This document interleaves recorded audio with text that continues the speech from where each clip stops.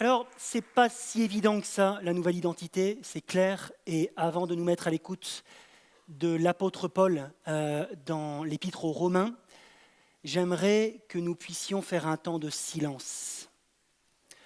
Parce que le Seigneur est présent et le Seigneur veut nous parler à travers sa parole. Et je vous invite à un temps de silence où vous pouvez dire à Dieu, Seigneur, je suis présent. Ouvre mon cœur et mon esprit à ce que tu veux me dire. Merci de faire silence.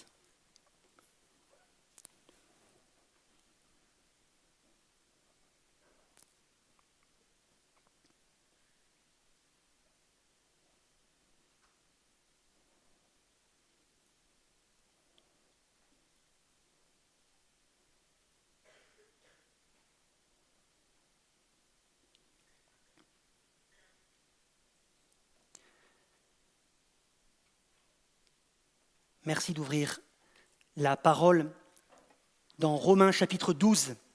Nous allons d'abord lire les versets 1 à 2 qui vont être normalement projetés. Mais ouvrez votre Bible, c'est mieux. Romains 12, 1 à 2.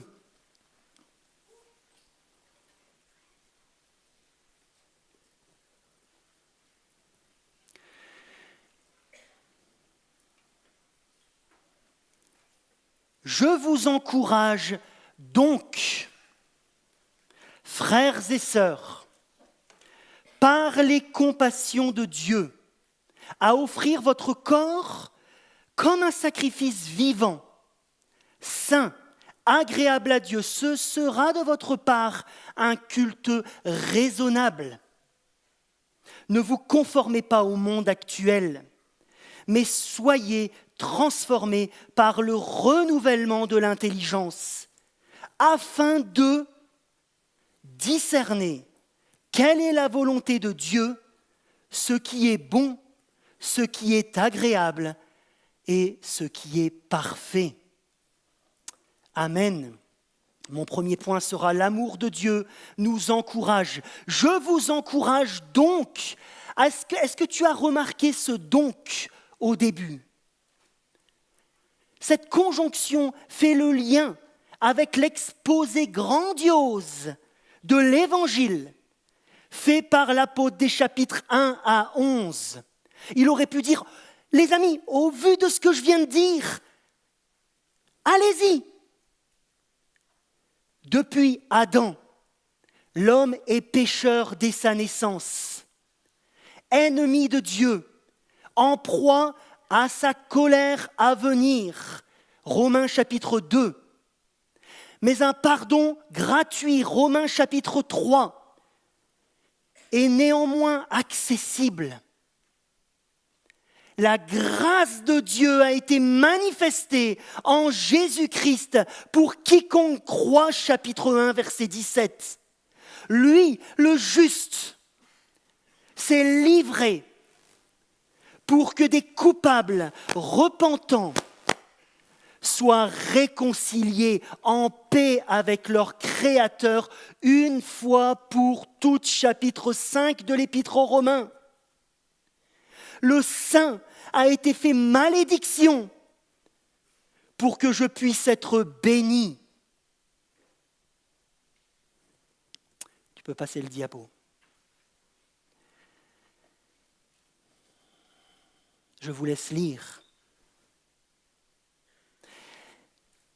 Grâce au Christ, une vie humaine peut retrouver, écoutez bien ça les amis, peut retrouver sens, parce que ce que la société distille aujourd'hui ne donne pas sens à la vie humaine.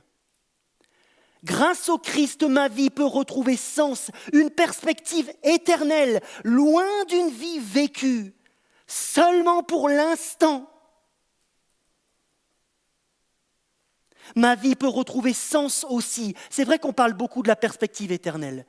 Ah, tu auras la vie éternelle. Mais on parle peut-être un petit peu moins que ma vie a retrouvé sens parce qu'elle peut produire dès aujourd'hui, oui, dès aujourd'hui, par la foi, je suis uni à Christ.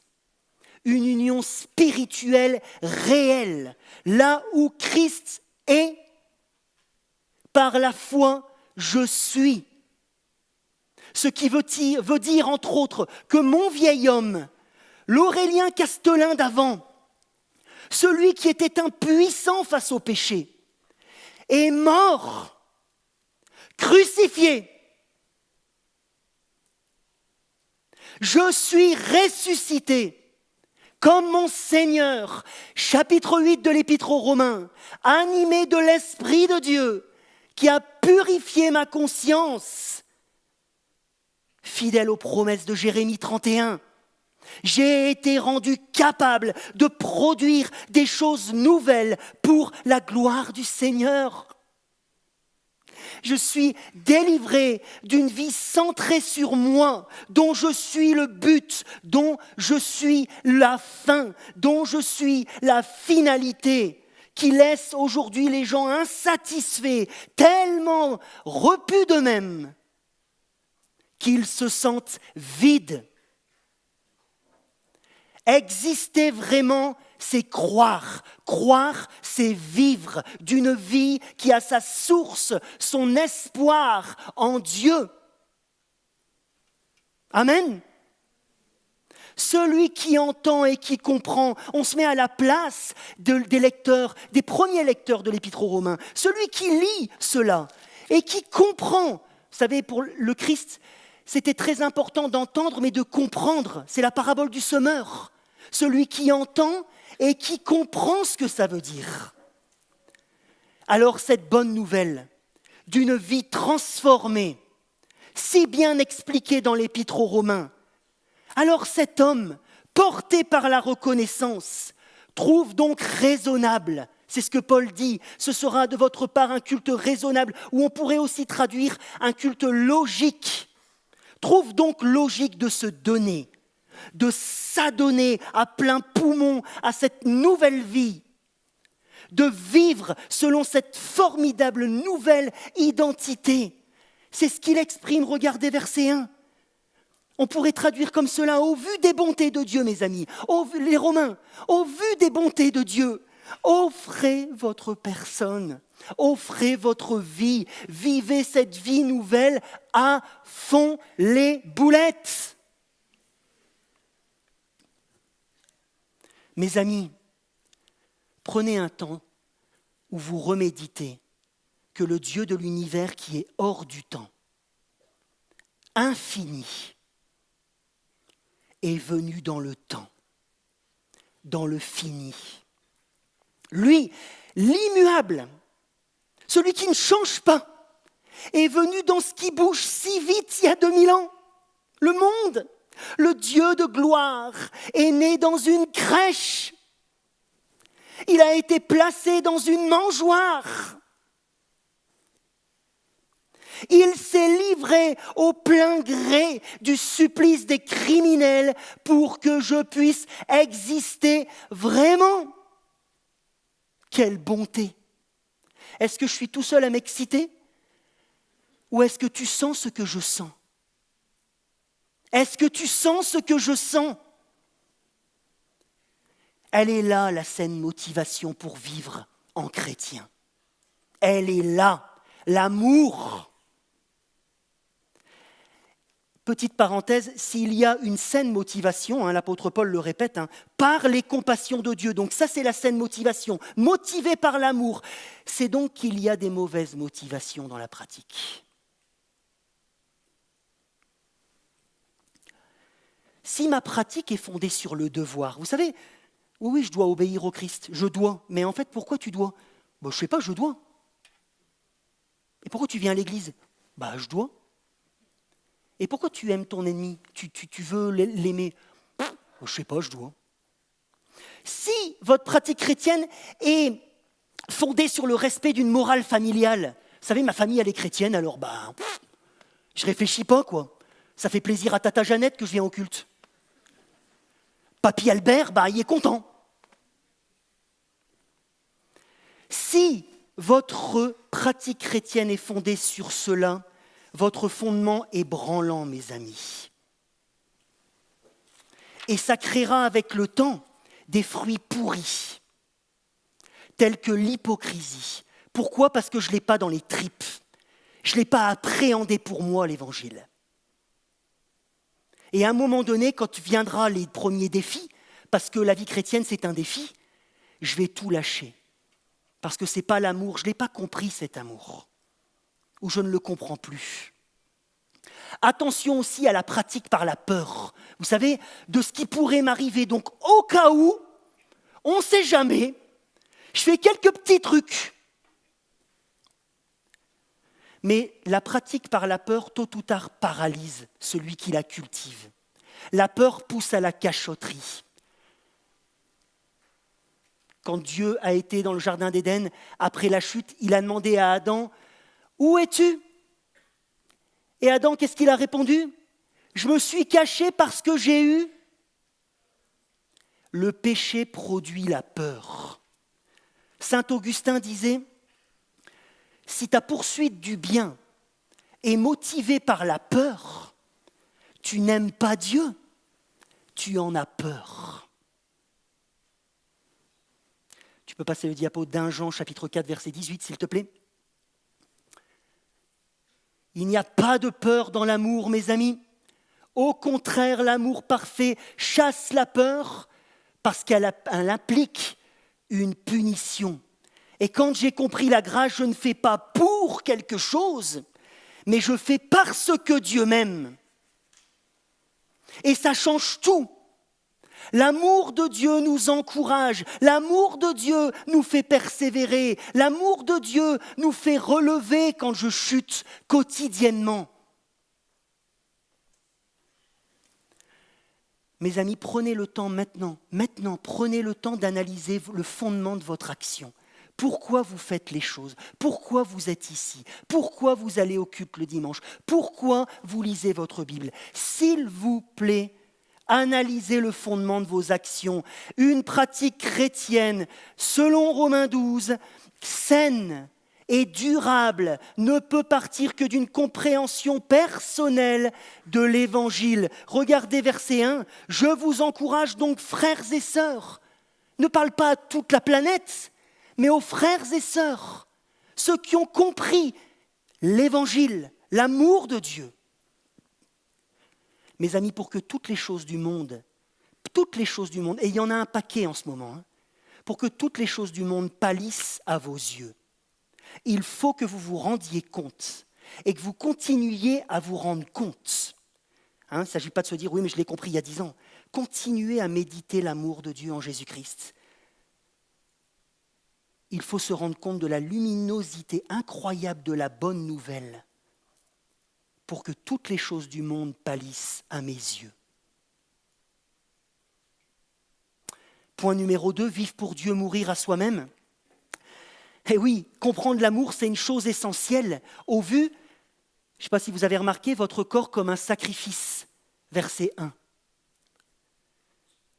Est-ce qu'un sacrifice, c'est forcément tout le temps joyeux ? Un sacrifice, c'est un sacrifice. Donc il vaut mieux bien comprendre pourquoi je le fais, parce que je suis appelé à un vrai sacrifice. On n'est pas dans le monde de Walt Disney. Ce n'est pas le monde des bisounours, la vie chrétienne. Marcher à la suite du Christ, c'est aussi accepter de porter sa croix. Ça veut dire renoncer à soi-même. Et si je comprends l'amour, c'est plus facile que si je ne l'ai pas capté ou si je ne l'ai oublié. La vie chrétienne ne se limite pas à un ictus sur ma voiture ou à porter une belle chemise le dimanche matin. Tous les domaines de ma vie, c'est ce que Paul dit, tous les domaines de ma vie doivent être soumis au Seigneur. L'Évangile ne laisse pas de place pour l'option vie compartimentée. Alors moi je crois en Dieu, mais j'ai choisi l'option vie compartimentée. Oui, il y a une option.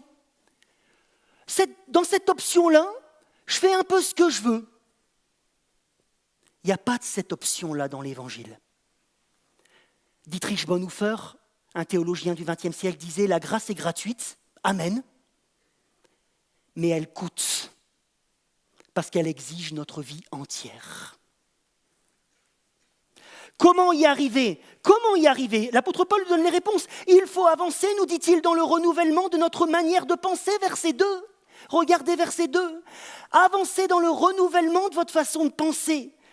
Oui, ce que je pense, ça donne des fruits, ça produit des actes.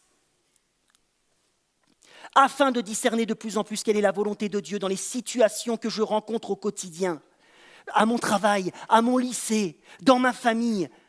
Mes amis, la vie chrétienne est une course où l'effort personnel, vous avez remarqué qu'il dit « mais soyez », donc j'ai ma responsabilité dans cette course. Soyez ne doit pas être oublié. Il y a un combat à mener. Je suis une nouvelle créature si j'ai accepté Jésus-Christ dans ma vie régénérée, mais j'évolue toujours dans ce monde. Je suis une nouvelle créature, mais sujette à me laisser influencer par les principes du monde. Il le dit, ne vous conformez pas au monde. C'est qu'il y a bel et bien un combat. Les principes du monde, je les connais bien. Vous savez pourquoi je les connais bien ? Parce que je les pratiquais avant. Et leurs souvenirs restent bien ancrés dans ma mémoire. Verset 3. L'orgueil. N'ayez pas une trop haute opinion de vous-même. Verset 11, la paresse. Ah, ça, je connais bien ça. Ça, je m'en rappelle bien. Verset 9, le mal en tout genre. Ça aussi, je m'en rappelle bien. Verset 19, la vengeance. Tendance que l'homme naturel, sans Dieu, pratique. Il ne peut pas se démêler de tout ça à cause du péché et systématise, c'est-à-dire que la société ressemble à l'homme. Jean-Jacques Rousseau disait « L'homme n'est bon, c'est la société qui le pervertit. » Mais ça, c'est du pipeau, mes amis. Tant pis pour Jean-Jacques Rousseau. La société est pervertie parce que le cœur de l'homme est perverti. Voilà la réalité. Il y a donc un défi possible. Il y a un défi possible, j'ai l'esprit, à condition, écoutez bien mes amis, à condition que je prenne ma part pour gagner cette lutte de la nouvelle identité. Ma responsabilité, premièrement, c'est de reconnaître que je suis, écoutez bien, que je suis non-vérité. Je suis non-vérité. Intrinsèquement, je ne sais pas ce qui est juste. Je ne le sais pas. J'accepte donc, comme disait Jean Calvin, de me quitter tous les jours. Si je veux recevoir le renouvellement de quelque chose, il faut d'abord que je me quitte, que j'accepte d'être non-vérité, de me taire pour accueillir la pensée de Dieu. Le bon et le mauvais, tant pis pour notre société, mais mes amis, regardez, pour savoir ce qui est bon, agréable et parfait, nous dit l'apôtre Paul, oui mes amis, le bon et le mauvais ne sont pas des conceptions relatives. Oui mes amis, le bon et le mauvais ne sont pas des conceptions subjectives, c'est-à-dire que c'est moi qui décide ce qui est bon et ce qui n'est pas bon. Ce n'est pas vraiment ce qui est dit. Il y a des choses parfaites et il y a des choses qui ne sont pas parfaites. Et la vérité sur ces choses, mes amis, ne réside pas en toi. Tu ne le sais pas. La vérité sur les choses réside auprès du Dieu de la Bible. Seul être parfait en lui-même, qui s'est révélé, qui a révélé sa volonté dans sa parole, pour que j'avance dans ses voies tous les jours et que je le glorifie. Il m'a tout donné. Donc je me tais et je me mets à l'écoute tous les jours. Alors concrètement, vous êtes en train de vous dire, oui mais Aurélien, il est gentil avec ses principes, mais qu'est-ce que ça peut donner dans des situations concrètes ? Moi, comment j'applique ça ? J'ai des réponses. Léa est une jeune chrétienne. Elle se fait moquer régulièrement à son collège pour son look et sa façon d'être. C'est dur pour Léa. Plusieurs personnes la conseillent. Hé Léa, vas-y, frappe. Elle est poussée elle-même aussi par divers sentiments. Mais elle a le réflexe, Léa, de se taire et d'ouvrir chez elle les Écritures pour chercher à orienter son comportement selon les voies de Dieu. Portée, verset 1, par la reconnaissance, par l'amour de son Sauveur. Elle dit vouloir suivre Jésus, Léa. Elle lève les mains pendant la louange. Elle chante. Mais c'est son rapport avec la Bible qui le prouve. Et elle porte des fruits dans cette situation à coup sûr. Même si elle est prise pour une folle. L'amour de Dieu l'aide à dépasser les critiques des autres. Timothée a 25 ans. Timothée est un chrétien et il est amoureux. Celle dont il est épris, elle est gentille. Oh, mais qu'est-ce qu'elle est aimable. Mais elle ne partage pas sa foi. Certains de ses amis lui disent de s'engager avec elle. Un de ses proches lui dit « Mais Timothée, choisis l'amour. Dieu est bon. Elle peut se convertir plus tard. » Mais Timothée choisit de faire silence. Il choisit de faire taire les voix de ses amis. Et il se met à chercher la volonté de Dieu dans cette situation au travers des Écritures. Parce qu'il a foi que c'est elle qui va le guider dans ce qui est bon. Et il choisit Timothée dans la douleur, mais dans la confiance et par amour, de ne pas aller plus loin avec cette fille, dans la perspective de 2 Corinthiens chapitre 6. Alors vous êtes en train de vous dire, ouais Aurélien, mais la Bible, c'est pas un manuel d'auto-école. C'est vrai. Mais Dieu, à travers elle, donne à ses enfants des principes généraux très clairs, mes amis, croyez-le s'il vous plaît, des principes généraux très clairs, applicables dans les diverses situations singulières, particulières que vous allez rencontrer tous les jours. Il ne nous a pas livrés à nous-mêmes, Dieu. Regardez ce beau verset de 2 Timothée, s'il te plaît. Toute écriture est inspirée de Dieu, afin que l'homme de Dieu soit équipé pour toute œuvre bonne. Toute l'écriture. Alors mes amis, je ne dois pas croire que le renouvellement de mon intelligence s'effectuera naturellement. Bah oui Aurélien, puisque j'ai le Saint-Esprit, il n'y a qu'à me mettre à l'écoute de mes sentiments qui sont forcément spirituels. Attends, on va voir ce que ça va donner. C'est surtout le meilleur moyen, ce genre d'attitude, pour s'écouter soi-même. Je dois donc quitter l'illusion que j'avancerai dans le renouvellement de mes pensées si mon écoute de la Bible se limite au dimanche matin. Je dois quitter l'illusion du renouvellement si ma lecture de la Bible se limite au verset du calendrier. Je dois quitter l'illusion de me dire que le renouvellement se fera parce que j'ai entendu, il y a 10 ans, à l'école du dimanche, toutes les histoires de Joseph. C'est bon, je connais. Comme je dois accepter que cela ne se fera pas sans effort, mes amis. Lève-toi, cela ne se fera pas sans effort, cela ne se fera pas sans lutte. Dieu nous rend participants à notre renouvellement. Et c'est beau, merci Seigneur. Nous ne sommes pas des robots pour Dieu. Les puissances, mes amis, croyez-le, parce que la Bible le dit, les puissances hostiles sont fortes. Le monde distille ses pensées par les médias. Je ne suis pas en train de diaboliser tout, mais il faut juste être lucide.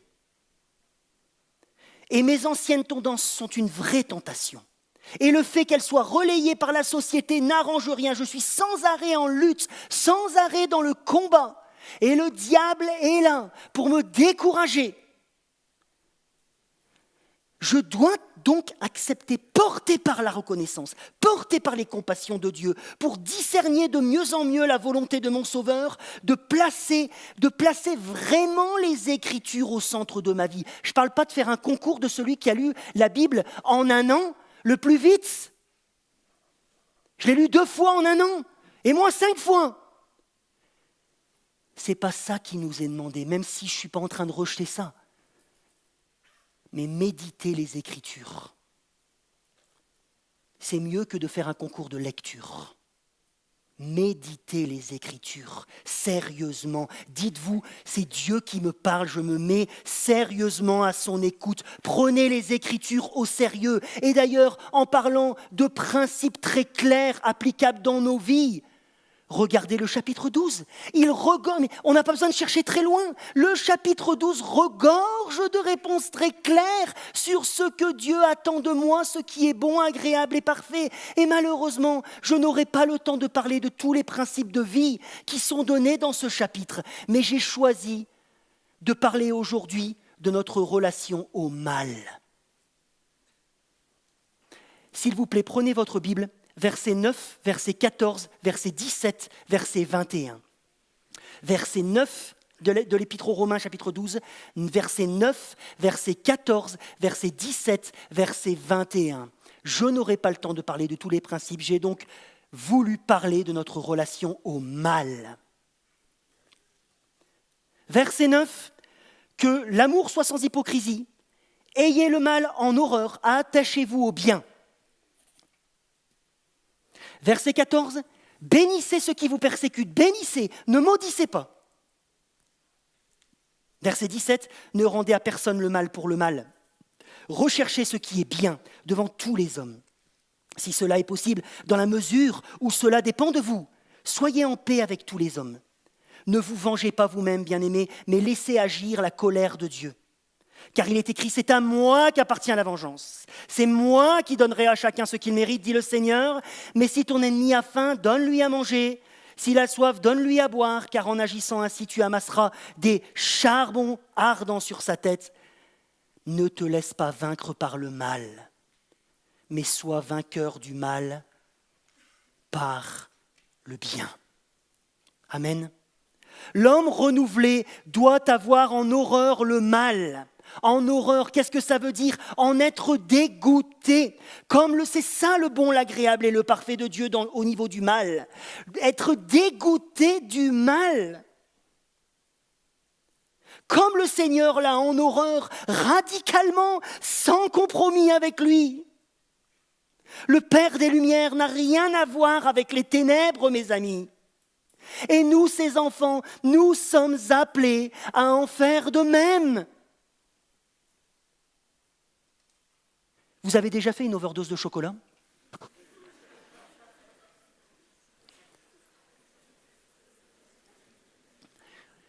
Une fois, quand j'avais 7-8 ans, j'ai été chez mes grands-parents et j'ai mangé 7 pains au chocolat en une après-midi. Oui, mais mes grands-parents étaient super, mais ils pensaient que m'aimer, c'était me donner à manger tout le temps. Mais ce n'était pas le cas. Et j'ai passé une très mauvaise nuit. Et j'ai été dégoûté des pains au chocolat pendant très longtemps. Vous avez déjà fait une overdose de chocolat? Ou de bonbons, vous savez, on en mange toute la journée, puis à un moment donné, ah non, je peux plus là, je peux plus.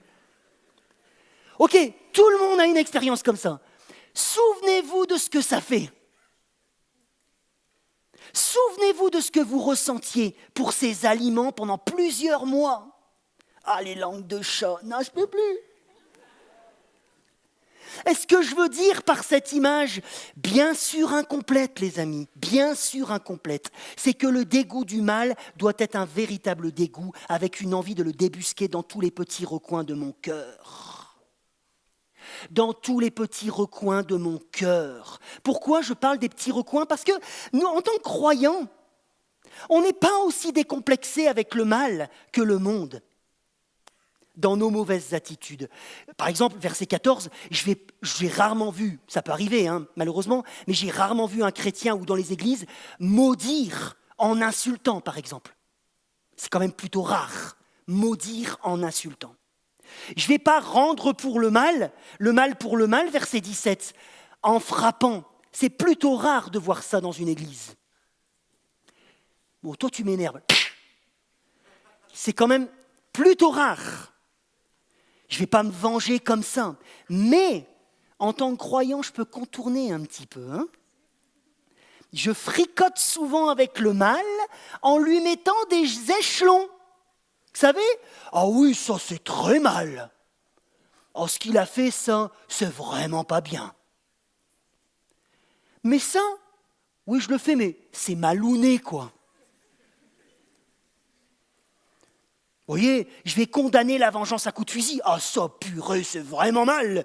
Mais je vais tolérer une petite médisance de ma part. Ou d'un autre. Dites à celui qui m'a blessé, il n'y a pas longtemps, humilié. Ah, tu lui as dit ça? Ah ouais.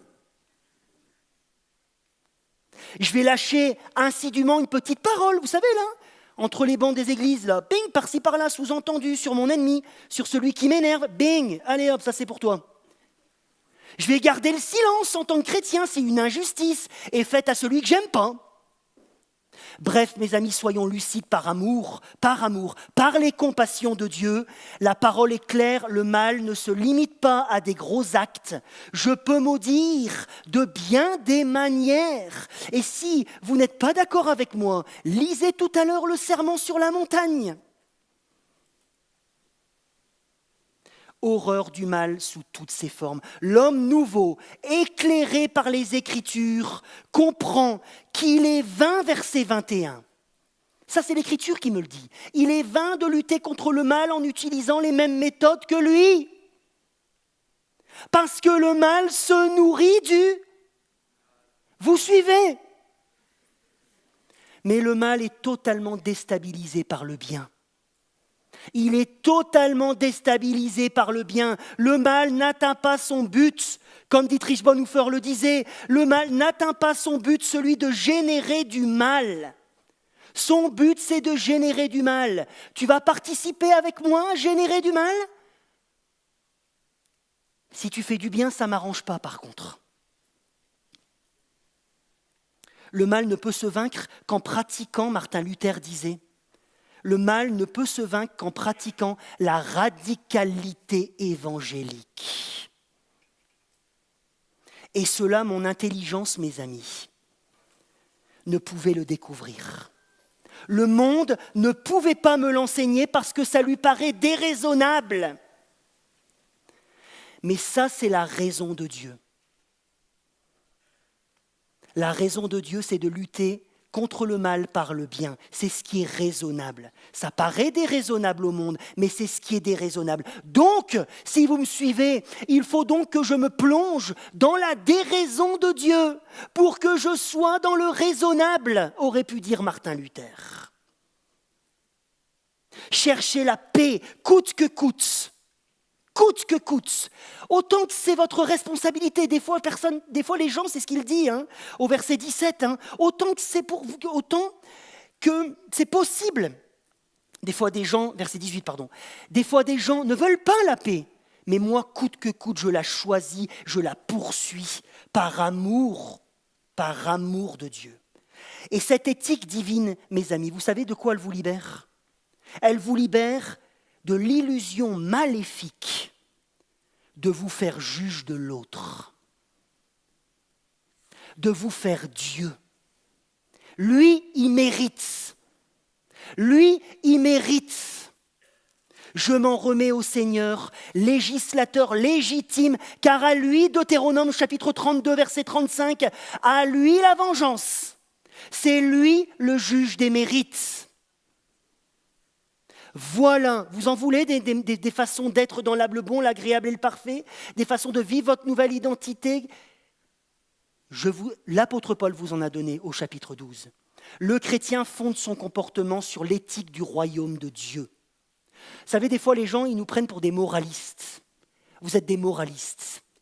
Moi, je leur réponds, nous ne sommes pas des moralistes.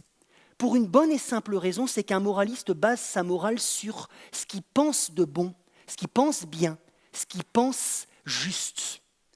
Mais nous basons nos comportements, nos raisonnements sur une base en dehors de nous-mêmes. L'éthique du royaume de Dieu. Mes amis, Jésus-Christ, je fixe mes regards sur le Christ qui en est l'incarnation vivante. Tu peux passer le diapo, s'il te plaît.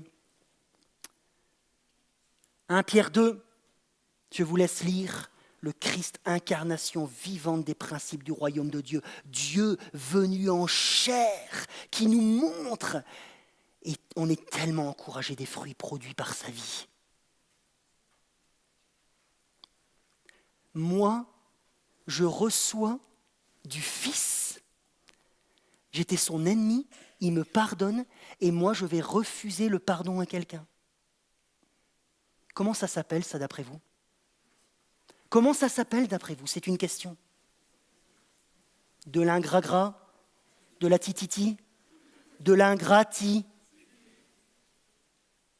Christ, disait Søren Kierkegaard, un philosophe danois, Christ est notre mesure.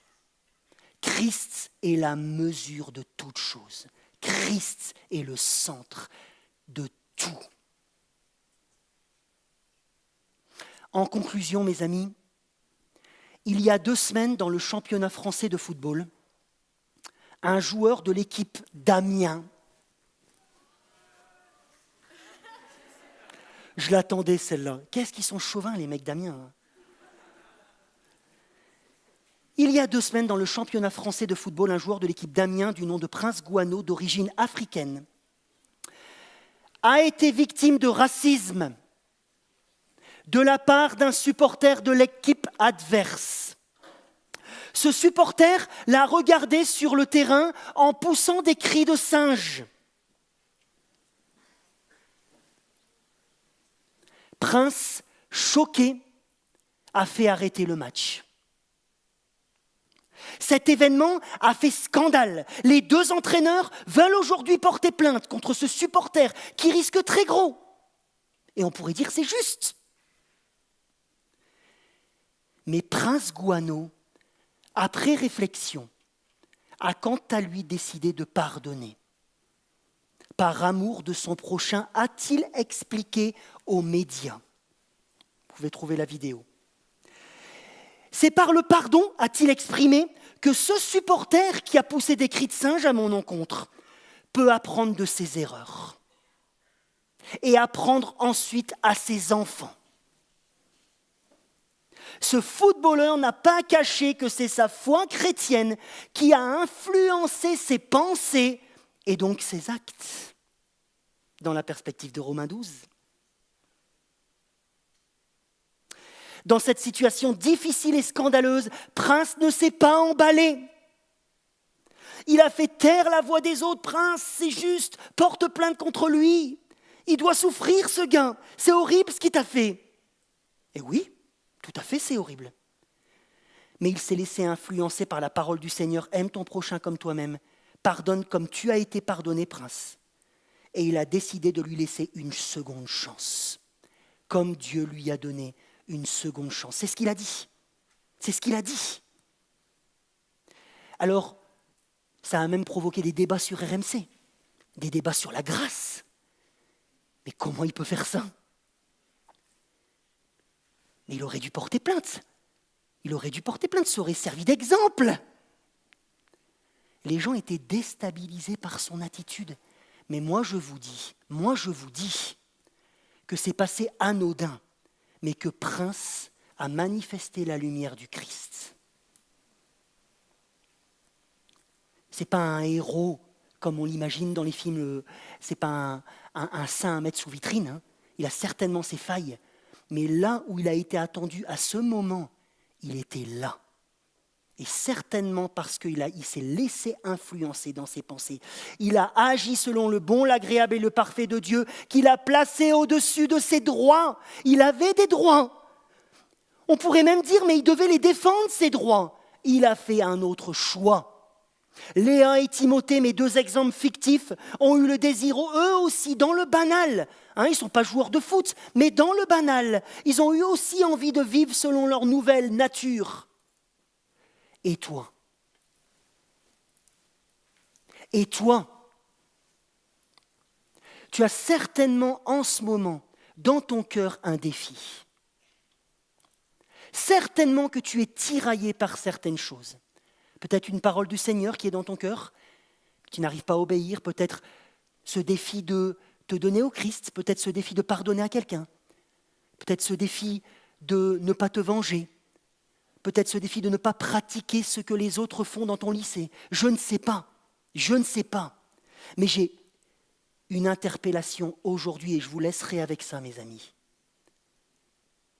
Relèveras-tu le défi par amour pour Dieu? Amen. Je vous invite à la prière.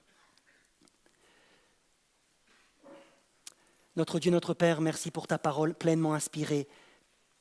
Merci parce que tu nous as donné tout ce dont nous avons besoin. Et Seigneur, tu nous as permis de pouvoir avancer dans la sainteté.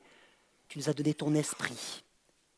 Et je prie notre Dieu, notre Père, que tu puisses faire en sorte que dans le défi que tu as pointé aujourd'hui, dans nos vies, ou peut-être plusieurs défis, que nous puissions maintenant nous lever, Seigneur, et dire, Seigneur, je me sens faible, je me sens incapable, mais par amour, je me lève et je relève ce défi pour toi. Ce n'est plus moi qui vis, mais c'est Christ qui vit en moi. Amen.